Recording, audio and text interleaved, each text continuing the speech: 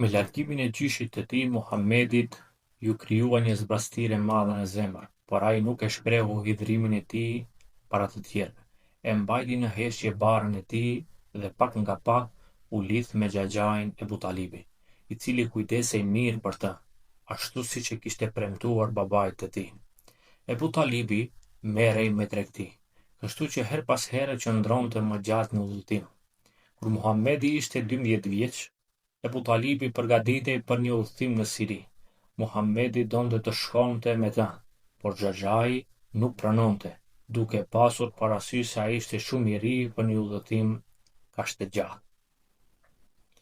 Mirëpo, kur e pa se sa shumë po këmbgulte, lëshoi pe dhe e mori me vete. Karavani me të cilin po udhëtonin mbriti në Busra. Aty, në një manastir të krishterë, jetonte një prift i përkushtuar e i ditur me emrin Bahira.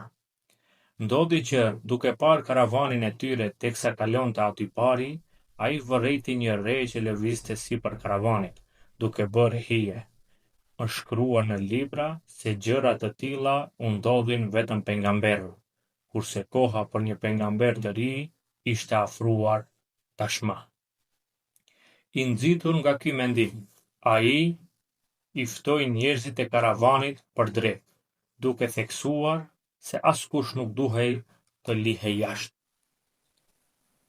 Kur Behira e pa Muhammedin, e vështroi me kujdes. Ai kërkonte tek ai shenjat për të cilat kishte lexuar.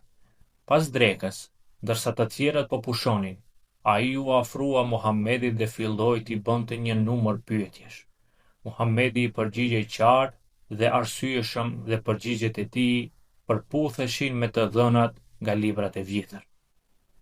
Behira bindej gjithnjë e më shumë se po shikonte njeriun i cili ishte paralajmëruar në librat e shenjtë. Ai nxitoi drejt Ebu Talibit dhe e pyeti: "Çfarë ke ti këtë djalë?" "Birin tim," ju përgjigj ai. "Unë mendoj se ky djalë nuk ka baba," tha prifti. "E po mirë, ai është djali i vëllait tim, Ebu Talibi." "Po babai i tij?" pyeti prifti. Kur Ebu Talibi u përgjigj se babai i tij kishte vdekur kur fëmia ishte ende në barkun e nënës, ai bërtiti: "E the të vërtetën." Ebu Talibi e shikoi me habi, duke mos kuptuar se çfarë po fliste. Behira u kthye te djali dhe i ngriti këmishën, mbi kurrizin e Muhamedit, munë midis shpatullave, siç ishte parashikuar, përvijohej vula e pejgamberisë. Në pamundësinë për të fshehur emocionet, Behira ngriti duar dhe tha: "Faleminderit o Zot që më nderove me këtë takim."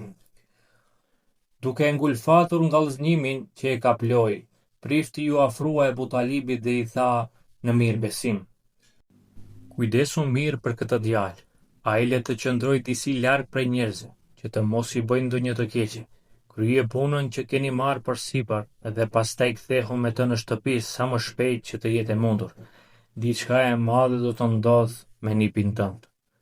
Edhe pse nuk e kishte plotësisht të qartë se çfarë po ngjante dhe çfarë mund të ndodhte, Ebu Talibi i kreu shpejt punët e tij dhe u kthye në Mekë me Muhammedin.